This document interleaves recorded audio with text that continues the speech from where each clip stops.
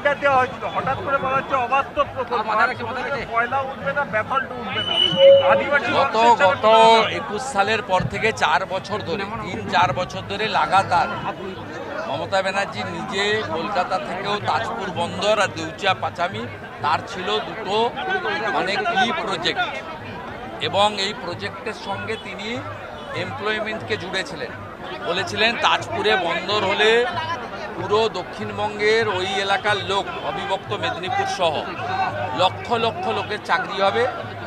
আর এখানে তিনি স্পেসিফিক বলেছিলেন 1 লক্ষ লোককে আমি কর্মসংস্থান দেব। এটা 2022 সাল থেকে লাগাতার তিনি বলে এসেছেন। সেই দেউচিয়া পাচামির যে টেন্ডার বা যে এজেন্সির তার দরপত্র বাতিলের মধ্য দিয়ে প্রমাণ হলো মমতা ব্যানার্জি এই রাজ্যের শিল্পের শ্মশানে পরিণত করেছেন, যেখান থেকে শুষ্ক ঘাস ছাড়া এই মুহূর্তে আর কিচ্ছু নেই, শেষ করে দিয়েছেন। চপ মুড়ি বা ঘুগনি তৈরি করাটা বিষয় নয়, কিন্তু এটা কোনো শিক্ষিত যুবক যুবতী যাকে তার বাবা মারা তৈরি করে পড়াশোনার মধ্য দিয়ে মেধার উন্মেষ ঘটে, এই কাজটা করে। আমি তো বলছি উনার বাড়ির উনার ভাইপো ভাইজিরা কেন করছে? Charity begins at home.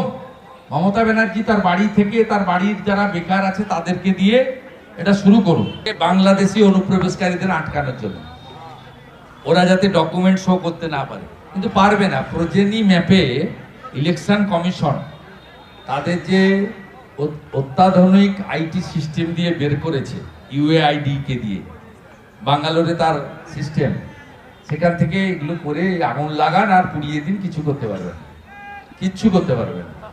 যেতে আপনাদের হবে, যেতে হবে। উনি একটাও সত্যি কথা বলেন না, এটা সবাই জানে। কেউ সামনে বলতে পারেন না, অনেক কিছু থাকে, কিন্তু বেরিয়ে এসে সবাই বলেন যে আমি আপনাদেরকে আগেও বলেছি, এখনো বলছি, নজরুল মঞ্চে প্রথম মিথ্যাশ্রী পুরস্কারটা মমতা ব্যানার্জি পাবে, সেটা বিজেপি দেবে। এই সরকারটাই থাকবে না আগস্ট মাসে অবধি। আমি বলবো এটা ভগবানের জয়। লোকসভা ভোটের নিরিখে ওরা 46, 45.67 আর আমরা 39, মাত্র 4%। অর্থাৎ বিজেপিকে আপনারা একটু সাহায্য করলেই বিজেপি আসবে। আমি যোগ্য শিক্ষক শিক্ষিকা শিক্ষাকর্মীদের কথা দিতে পারি যে সুপ্রিম কোর্ট যা করেছে এটা ভগবানের আশীর্বাদ। ভারতীয় জনতা পার্টির সরকার তৈরি হলে এসএসসি কে দিয়ে, যেহেতু অযোগ্য তালিকা বেরিয়ে গেছে, আর 2-4টে অযোগ্য আছে কিনা দেখতে হবে, সেটা ঝাড়াই বাছাই হবে। যোগ্যদের তালিকা আমরা ফেলে দেব সুপ্রিম কোর্টে, বলবো অযোগ্য যখন বেরিয়ে গেছে, যোগ্যরা চাকরি বহাল থাকুক। ওদের সঙ্গে এবারের যে সিচুয়েশন, হিন্দুরা আদিবাসীরা অনেক আগে সরে গেছিলেন, এবারে মুসলিমরাও সরে গেছে। সেটা তারা বিজেপিকে দেবেন কিনা জানি না, কিন্তু অনেকেই হুমায়ুন মিম নৌসাদের দিকে ঝুঁকেছে। এখন মমতা ব্যানার্জির মানে গায়ের কথায় বলে না, জাল আর গামছা দুটাই গেছে। তাই এখন মিথ্যা মামলা, অস্ত্র, চোখ রাঙানি, এর বাইরে কিছু নেই। তার উপর তো উপরে একজন ভগবান রয়েছে, প্রভু সব দেখছেন।